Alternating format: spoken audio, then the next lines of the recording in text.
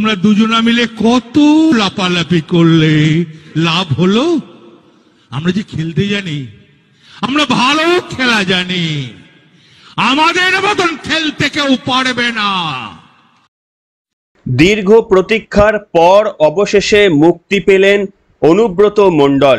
দেখে যেন চেনাই যাচ্ছে না এই অনুব্রত মণ্ডল সেই অনুব্রত মণ্ডল। একেবারেই মুখ যেন পরিবর্তন হয়ে গিয়েছে, শরীরও যেন অনেকটাই শীর্ণকায়। শোনা যাচ্ছে যে 110 কেজি অনুব্রত মণ্ডল ছিলেন, তিনি এখন 75 কেজিতে এসে পৌঁছেছেন।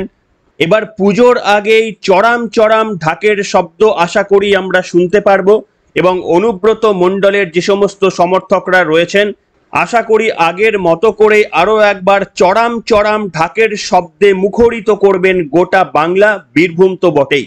আপনাদের প্রথমেই দেখাতে চাইবো দীর্ঘ 1.5 বছর পর তিহার জেল থেকে মুক্তি পেলেন অনুব্রত মণ্ডল। তাকে গতকাল ছাড়াতে গিয়েছিলেন তার কন্যা সুকন্যা মণ্ডল, এবং তারও কয়েকদিন আগেই জেল মুক্তি হয়েছে। প্রথমেই সেই ভিডিওটা দেখাতে চাইবো আপনাদের, দেখুন।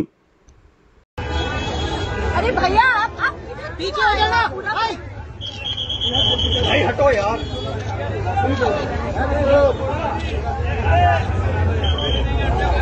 অনুব্রত দা কেমন লাগছে? অনুব্রত দা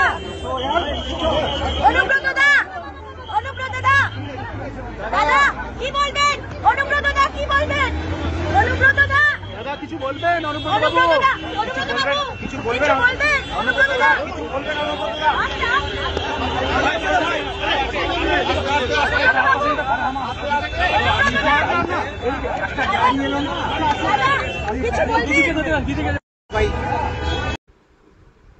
দেখলেন বন্ধুরা, আশা করি তৃণমূল কংগ্রেসের যে সমস্ত কর্মী সমর্থকরা কিছুটা দমে গিয়েছিলেন তারা আরো কিছুটা অক্সিজেন পাবেন, এবং যেভাবে পশ্চিমবঙ্গকে একেবারেই পিছনের দিকে প্রথম সারিতে নিয়ে গিয়েছিলেন আশা করি সেই কাজে আরো কিছুটা গতি আসবে, অন্তত সেটা এক্সপেক্ট করতে পারি। কারণ 1.5 বছর পর তিহার জেল থেকে মুক্তি পেয়েছেন অনুব্রত মণ্ডল। শুক্রবার তাকে জামিন দিয়েছিল দিল্লির রাউস অ্যাভিনিউ আদালত, কিন্তু আইনি কাগজের কিছু ঝামেলা থাকায় শেষ পর্যন্ত তার জেল মুক্তি সম্ভব হয়নি।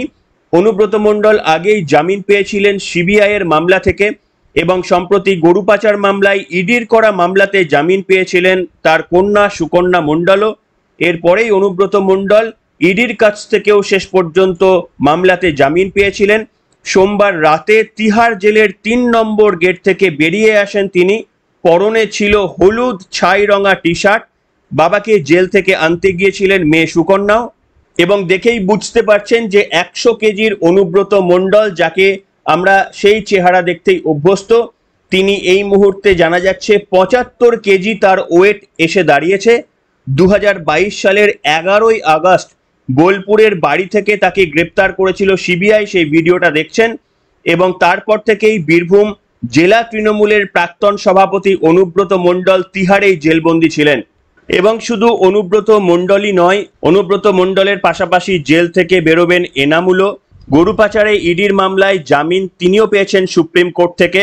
অর্থাৎ শুধুমাত্র এই গরু পাচার মামলায় এখনো পর্যন্ত সাইগল অনুব্রত মণ্ডলের দেহরক্ষী, তিনি এখনো পর্যন্ত জেলবন্দি রয়েছেন। আশা করি আমাদের ন্যায়ালয় খুব শীঘ্রই তাকেও জেল মুক্তি করবেন, এবং এইটা হয়ে গেলেই আমার মনে হয় যে পুরো গরু পাচার মামলায় যারা যারা অভিযুক্ত ছিলেন সেই ফুল টিমটা আবারও কিন্তু বীরভূমে ফিরে যাবেন। এবং জানি না আগামী দিনে তারা পর্ব 2 বা সিজন 2 এটা চালু করবেন কিনা, তার কারণ অন্তত এতটুকু কনফিডেন্স তাদের মধ্যে এসে গিয়েছে যে এত কিছু অভিযোগ থাকা সত্ত্বেও, এত কিছু নথি, জমি জমা, জোর করে তোলা আদায়, মানুষকে খুনের হুমকি, গাঁজা কেসে ফাঁসিয়ে দেওয়া, একাধিক নামে বেনামে রাইস মিল, এই সব কিছু প্রভাব প্রতিপত্তি থাকা সত্ত্বেও মাত্র 1.5 বছরের যদি জেল হয় তাহলে কোথাও গিয়ে আবার সাহসটা বেড়ে যেতে পারে যে এত কিছুর করার পরেও যদি 1.5 বছরের জেল হয়, তাও আবার 14-15 বছরের দীর্ঘ রাজত্বের পর, সেক্ষেত্রে যদি আরো 14-15 বছর টানার দ্বিতীয় প্ল্যান বা পর্ব তারা শুরু করবেন কিনা সে কথা আমি বলতে পারবো না। তবে হ্যাঁ, যে কথা আমি আপনাদের সামনে বলতে পারবো সেটা হচ্ছে আপনাদের যে মনের কথা, আপনাদের যে মনের ব্যথা, সেই মনের ব্যথা কিভাবে প্রকাশ করতে পারবেন আপনারা এক তো কমেন্ট সেকশনের মাধ্যমে আপনারা লিখে তো জানাবেনই, কিন্তু আপনাদের মনের ব্যথা বা মনের কষ্টটা আমি অনুব্রত মণ্ডলের মুখ দিয়ে বলাবো। সত্যি দেখুন, আপনাদের মনে এই মুহূর্তে যা মনে হচ্ছে অনুব্রত মণ্ডল এক সময় সেটা বলেই গিয়েছিলেন। শুনুন তো, দেখুন তো আপনাদের মনের অবস্থার সঙ্গে অনুব্রত মণ্ডলের এই বক্তব্যটা ম্যাচ হয় কিনা। আমরা দুজনা মিলে কত লাপালাপি করলে লাভ হলো? আমরা যে খেলতে জানি, আমরা ভালো খেলা জানি, আমাদের মতন খেলতে কেউ পারবে না। শুনলেন বন্ধুরা, আমরা যে খেলতে জানি, আমরা যে ভালো খেলা জানি। অনুব্রত মণ্ডল প্রচুর খেলা দেখিয়েছেন বীরভূমের মাটিতে, পশ্চিমবঙ্গের রাজনীতিকে একটা নতুন স্রোতে পরিচালিত করেছেন। সবকিছু দেখে শুনেও ভুরি ভুরি অভিযোগ থাকা সত্ত্বেও রাজ্যের মাননীয় মুখ্যমন্ত্রী মমতা বন্দ্যোপাধ্যায়ের আশীর্বাদের হাত এক সেকেন্ডের জন্যও তার মাথা থেকে সরেনি। এমনকি তিহার জেলে বন্দি থাকা অবস্থাতেও নিশ্চিতভাবে কিছু দূরত্ব তারা রচনা করেছিলেন বটে, কিন্তু মনে রাখবেন, পার্থ চট্টোপাধ্যায়কে যেমন বহিষ্কার করা হয়েছিল, অনুব্রত মণ্ডলের জন্য সেই পথে হাঁটেনি তৃণমূল কংগ্রেস। তার কারণ বীরভূমের জেলা সভাপতির পদেই ছিল অনুব্রত মণ্ডল গ্রেপ্তারির আগে, এবং এখনো পর্যন্ত সেই জেলা সভাপতির পদে অনুব্রত মণ্ডলের নাম কিন্তু তৃণমূল কংগ্রেস কাটেনি। এবং আপনাদের দেখাতে চাইবো, অনুব্রত মণ্ডল আপনারা জানেন কিভাবে ধরে ধরে কোনো বিরোধী দলের নেতানেত্রী এমনকি কর্মীদের একেবারেই অ্যারেস্ট করার নিদান দিয়ে দিতেন। এবং শুধু অ্যারেস্ট নয়, এমন এমন কেসে, নার্কো কেসে অ্যারেস্ট করাতেন যাতে করে ওই মামলা থেকে কেউ সহজে নিস্তার না পান বা জেল থেকে মুক্তি না পান। পুলিশ তো অনুব্রত মণ্ডলের হয়েই কাজ করতেন, তার কারণ অনুব্রত মণ্ডল যা বলবেন পুলিশ অন্য কাজ করবে, এটা বীরভূমের মাটিতে হওয়া সম্ভব ছিল না। তাই অনুব্রত মণ্ডলের পুরনো একটা ভিডিও আপনাদের দেখাবো, যেখানে অনুব্রত মণ্ডল পরিষ্কারভাবে নির্দেশ দিচ্ছেন, ও কি বিজেপি করে ওই মেয়েটিকে অ্যারেস্ট করিয়ে দে আর ওকে গাঁজার কেস দিয়ে দে। একেবারেই প্রকাশ্যে সাংবাদিকরা উপস্থিত আছে জেনেও এই ধরনের বক্তব্য বলতে কোনোদিনই পিছপা হতেন না অনুব্রত মণ্ডল। এহেন বাংলার বাঘ তিনি আবারও ছাড়া পাচ্ছেন। আশা করি বীরভূম এবং পশ্চিমবঙ্গের অবস্থা ঠিক সেই জায়গাতেই তিনি নিয়ে যেতে পারবেন যে জায়গা থেকে তিনি জেল যাত্রা করেছিলেন। আসুন সেই ভিডিওটা দেখুন। কমিটি থেকে একজন বাদ দিলাম না, ছেলেটাকে ওকে অ্যারেস্ট করে দিলেন। ওই যে মেয়েটা কি নাম, ওই আগে সেই মোটা করে মেয়েটা একটা কাপড়ের দোকান আছে, সম্বিতা, ও বিজেপি করে ওকে অ্যারেস্ট করে দিলেন, গাঁজা কেসে দিলেন। আইসিপি ধরো তো, বর্ধমানে এসপিকে ধরো, দেখলেন বন্ধুরা, ভাবতে পারেন যে অনুব্রত মণ্ডল ছাড়া প্রকাশ্যে বোধহয় এই ধরনের বক্তব্য বলার সাহস কেউ পেতেন না। এবং সবটা জানার পরেও, এই সমস্ত ভিডিওগুলো ভাইরাল হয়ে যাওয়ার পরেও রাজ্যের মাননীয় মুখ্যমন্ত্রী তার স্নেহের পরশ কখনো অনুব্রত মণ্ডলের মাথা থেকে সরায়নি। আপনাদের অনেক পুরনো মমতা বন্দ্যোপাধ্যায়ের একটা ভিডিও দেখাতে চাইবো, যেখানে মমতা বন্দ্যোপাধ্যায় বলেছিলেন যে অনুব্রত মণ্ডলকে তোমরা সবসময় আক্রমণ করো, ওর মাথায় অক্সিজেন কম যায়, আর সেটা ভেবে কিন্তু তোমরা কথা বলো, সব সময় ওই রকম আক্রমণ করলে হয় না। অর্থাৎ মুখ্যমন্ত্রীর স্নেহের পরশ সব সময় অনুব্রত মণ্ডলের মাথাতে ছিল। যতই অনুব্রত মণ্ডলের বিরুদ্ধে মারাত্মক দুর্নীতি এমনকি খুনের অভিযোগ থাকুক না কেন, কিন্তু মুখ্যমন্ত্রী কোনোদিনই তার স্নেহ থেকে বঞ্চিত করেনি আদরের কেষ্টকে। শুনুন মমতা বন্দ্যোপাধ্যায়ের পুরনো একটি ভিডিও, এবিপি আনন্দের একটা ফুটেজ থেকে। কেষ্ট বসে আছে, ওর পেছনে কেউ কেউ লাগে নানা রকম ভাবে, কিন্তু ভালো সংগঠক, ভালো কাজ করে আমি জানি। যে ভালো সংগঠক তার জন্য আমি লাস্ট অব্দি যে সত্যি কাজ করবে, কিন্তু ওর একটা প্রবলেম আছে, আপনারা অনেকে জানেন না, উনি যে সুস্থ খুব একটা বেশি নয়, ওর অক্সিজেন কম যায়, এটা বুঝতে হবে ব্যাপারটা। ওকে অক্সিজেন নিয়ে ঘুরতে হয়। আমরা যেন সব ব্যাপারটা একটু মানবিকভাবেও দেখি। দেখলেন বন্ধুরা, একেবারেই দারুণ স্নেহ করতেন রাজ্যের মাননীয় মুখ্যমন্ত্রী কেষ্ট মণ্ডলকে। এবং এটাও জানেন যে কেষ্ট মণ্ডলের যখন তিহার যাত্রা হয়েছিল, তখন মুখ্যমন্ত্রী বারবারই কিন্তু ইঙ্গিত দিয়েছিলেন যে ও খুব শীঘ্রই জেল থেকে মুক্তি পাবে, এবং যবেই জেল থেকে মুক্তি পাবে ওকে যেন বীরের সম্মান দিয়ে নিয়ে আসা হয়। বীরভূমের তৃণমূল কংগ্রেসের কর্মীদের বা সেখানকার নেতৃত্বদের কাছে নির্দেশ দিয়েছিলেন মুখ্যমন্ত্রী মমতা বন্দ্যোপাধ্যায়। যদিও আপনাদের গত রাতের জেল মুক্তির ভিডিও দেখালাম, কিন্তু এই রেকর্ড করার পরেও জানি না তৃণমূল কংগ্রেস, আপাতত আমার কাছে ভিডিও নেই, তাকে বীরের সম্মান দিয়েছেন। তবে এটা নিশ্চিত ওই ধরনের ভিডিও খুব শীঘ্রই আমরা দেখতে পাবো। রাজ্যের মাননীয় মুখ্যমন্ত্রী আরও একবার তার স্নেহের পরশ অনুব্রত মণ্ডলকে দেবেন, এটাই আমরা দেখতে চাই। এবং আপনারা প্রচুর ওয়েব সিরিজ দেখেছেন প্রত্যেকটা ওয়েব সিরিজের সিজন 1, সিজন 2, এমনকি সিজন 3ও আমরা দেখি।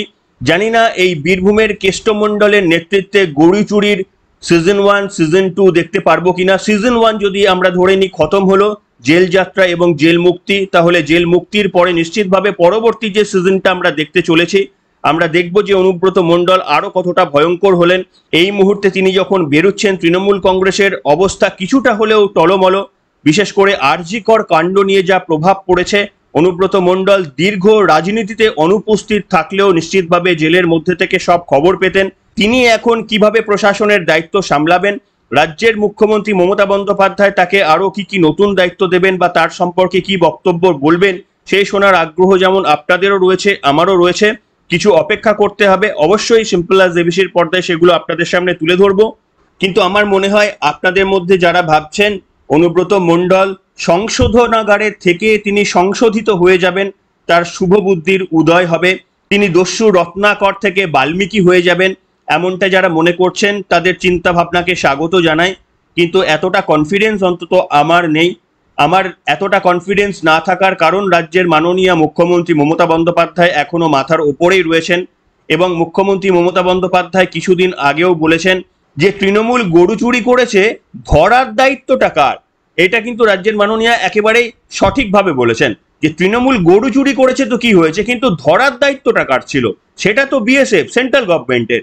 গরু চুরি করতেই পারে কিন্তু ধরতে হবে না, ওটা তো বিএসএফ এর ভুল, তারা ধরতে পারেনি। এই যে গরু আসছে উত্তরপ্রদেশ থেকে, মধ্যপ্রদেশ থেকে, অন্যান্য বিজেপি শাসিত রাজ্যগুলো থেকে যে গরু আসছে, সেগুলোকে আটকাবে কে? আর যদি আটকাতেই না পারে কেন্দ্র, আটকাতেই না পারলো বিএসএফ, তাহলে গরু চুরি যদি তৃণমূল কংগ্রেস করে তাহলেই দোষের। এই প্রশ্নই বোধহয় মমতা বন্দ্যোপাধ্যায় করতে চেয়েছিলেন। জানি না এক্স্যাক্টলি তিনি কি বলতে চেয়েছিলেন, হয়তো অন্য মানেও থাকতে পারে, আপনারা সেটা লিখে জানাতে পারেন। কিন্তু আপনাদের শোনাতে চাইবো রাজ্যের মাননীয় মুখ্যমন্ত্রীর বক্তব্য। আর এটা শোনার পর আপনারা কি মনে করেন, গরু চুরি সিজন 2 এটা শুরু হতে পারে, নাকি অনুব্রত মণ্ডল দস্যু রত্নাকর থেকে বাল্মীকি হতে পারেন? কোনটা মনে করছেন? এই বক্তব্যটা শোনার পর আপনারা লিখে জানাতে পারেন। শুনুন। চিৎকার করছে গরু চুরি করেছে তৃণমূল কংগ্রেস, পাহারা দেওয়ার দায়িত্ব কার? বিএসএফ। কেন তুমি আটকাওনি? তোমার বিরুদ্ধে কি হবে? তুমি উত্তরপ্রদেশ থেকে গরু পাঠাবে, তুমি রাজস্থান থেকে বাংলার হাটের মধ্যে বুড়ুক পাঠাবে, তুমি বিহার থেকে পাঠাবে, তুমি মধ্যপ্রদেশ থেকে পাঠাবে, আর দোষ হবে আমাদের। শুনলেন বন্ধুরা, একে একে কিন্তু গরু চুরি কাণ্ডে সকলেই প্রায় ছাড়া পেয়ে গেল। সুকন্যা মণ্ডল, অনুব্রত মণ্ডল, এনামুল, শুধুমাত্র সাইগল বাকি।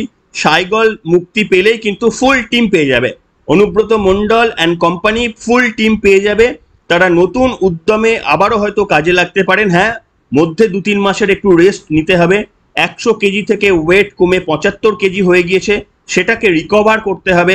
অনুব্রত মণ্ডলের প্রিয় খাবার যেগুলো রয়েছে আমরা জানি, দুধের ক্ষীর, চাঁচি, এই সমস্ত তিনি খেতেন, একটা ইন্টারভিউয়ে বলতে শুনেছিলাম। সেই জিনিসগুলো যতক্ষণ না ভালোভাবে খাচ্ছেন, শরীরটা যতক্ষণ না ভালোভাবে বাগাতে পারছেন, ততক্ষণ তো আর সিজন 2 শুরু হবে না।